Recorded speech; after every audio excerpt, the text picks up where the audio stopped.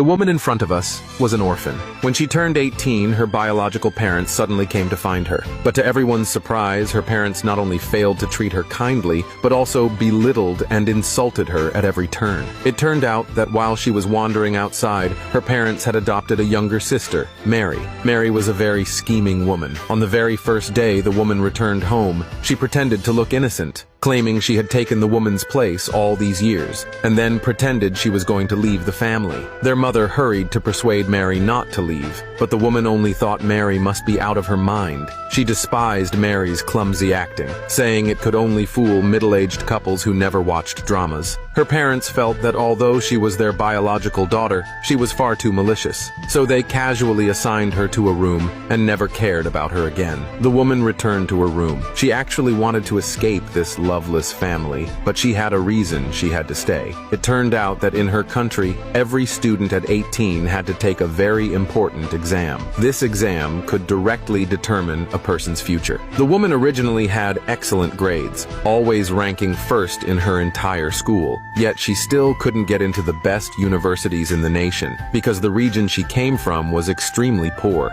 Top universities simply didn't recruit from such areas. By coincidence, her biological father was a wealthy man, and the whole family lived in the capital's wealthy district. So she had to stay in this house. She swore she would get into a top university. The next day, the woman got ready to head to school. She now attended the same school as Mary, but she didn't expect that the bullying from this family was far from over. It turned out her parents, besides her and Mary, also had a son. Technically, he was the woman's older brother, but this brother really liked Mary. He actually refused to drive the woman to school and only took Mary with him. The woman immediately opened the map app on her phone.